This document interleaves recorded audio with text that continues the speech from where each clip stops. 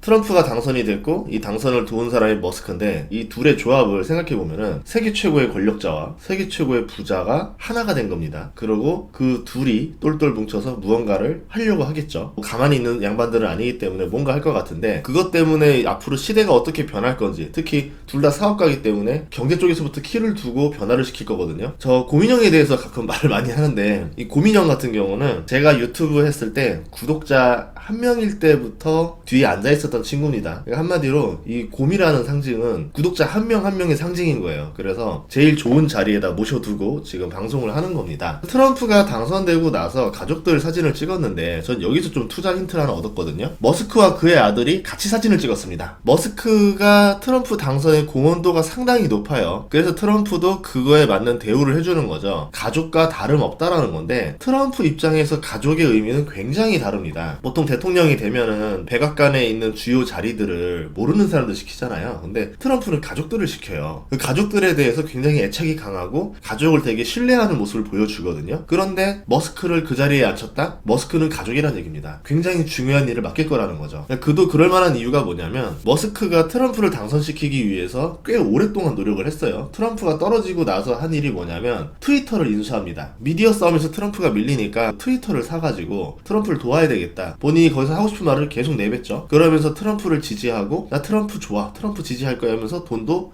쾌척을 해요. 그러면서 트럼프의 지지자들이 많아지기 시작한 거죠. 특히 일론 머스크 같은 경우는 전기차, 그리고 이제 뭐 비트코인, 도지코인 이런 이미지들 때문에 젊은 층에서 굉장히 지지율이 높았는데 트럼프가 고령의 나이임에도 불구하고 젊은 층의 지지를 많이 받을 수 있던 게 아닌가 이렇게 생각합니다. 만약에 그러지 않았다면 바이든이 물러났던 것처럼 고령이니까 그 공격으로 굉장히 데미지를 먹었었겠죠. 머스크 본인도 트위터를 인수하면서 굉장히 어려운 시기를 겪었었거든요. 테슬라 주가도 $100 이하로 잠깐 내려갔었고 본인도 이제 테슬라 가지고 했던 담보대출이 마진콜이 떨어질 뻔도 했었고 그런 위기 끝에서도 트위터를 버리지 않고 열심히 활동해서 결국 트럼프를 자리에 앉혔습니다. 그렇기 때문에 트럼프도 그거에 대한 보답을 할 거다라고 보고 있는데요. 빅테크들 보면은 마이크로소프트 빼고는 대부분 해리스한테 후원금을 그냥 몰아줬어요. 반면에 테슬라는 트럼프에 올인했습니다. 빅테크 중에서 유일하게 민주당에 후원금 하나도 안 하고 오로지 공화당에다가 후원금만 낸 곳이 테슬라밖에 없다는 거죠.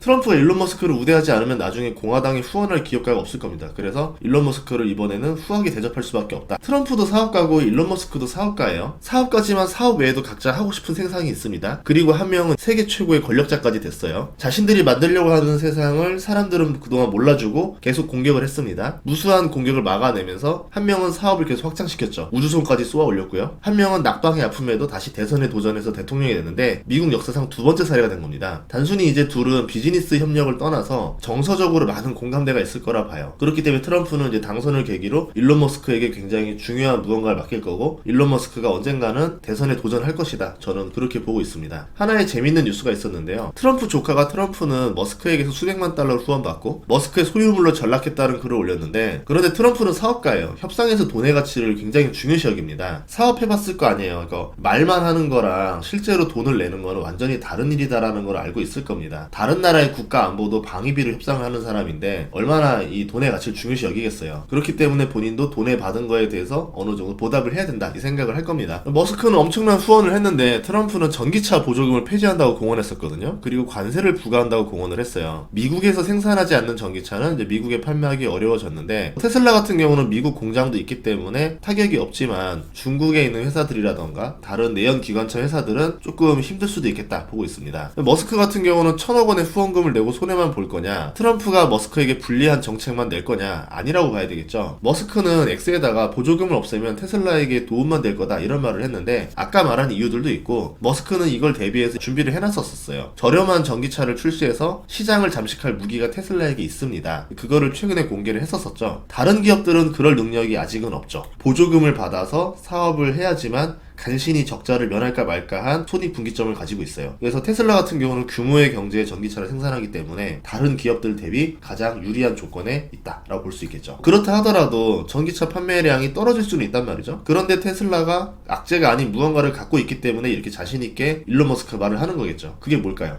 한국에서는 불가능한 일이 미국에서는 벌어질 수 있을 것 같습니다. 머스크는 자율주행을 허가라는 선물을 받을 가능성이 커졌는데요. 트럼프는 정부효율위원회를 출범시키고 머스크를 위원장으로 임명할 것이다, 이렇게 지금 계획을 말했는데, 정부효율위원회에서 할 일 중에 하나가 자율주행차에 대한 연방 승인 절차를 수립하는 겁니다. 이게 무슨 말이냐면요, 그동안 자율주행 기술 관련 승인은 주정부 단위로 이루어졌어요. 그래서 어떤 주는 허가가 나고 대부분 주들은 허가가 안 났습니다. 그래서 실제로 자율주행 사업을 할 수 있는 주가 몇 개 안 돼요. 완전 자율주행을 할 수 있는 데 중에 하나가 웨이모가 있고, 캘리포니아 주 보면 이렇게 돌아다니고 있거든요. 그래서 허가가 되는 주가 있고 안 되는 주가 있는데, 이 문제는 기술은 거의 다 돼 있는데 짜잘한 이유로 계속 허가를 안 내주는 거예요. 그러니까 이제 환장하는 거죠. 그러면 스타트업 같은 경우는 시간이 길어지면 길어질수록 인건비가 늘어나면서 사업이 자빠지게 됩니다. 좋은 기술을 가지더라도 규제 때문에 성공하지 못하는 일이 되는 거죠. 그런데 연방 정부 차원에서 승인을 내면은 미국 전역에 자율주행차가 다닐 수 있게 되겠죠. 그랬을 때 가장 수혜를 보는 게 일론 머스크입니다. 전기차에 대해서 만약에 보조금을 폐지한다? 그러면 다른 회사들은 전기차에서부터 문턱을 넘지 못하는 거예요. 자율주행까지 가야 돈을 버는데 전기차에서 보조금이 폐지되면서 적자가 더 커질 거고 전기차 사업 자체 뛰어드는 게 무서운 상태인 거죠. 테슬라 같은 경우는 전기차보다 로보택시가 더 저렴하게 나오고, 이게 만약에 시장에 양산되기 시작한다? 굉장히 유리한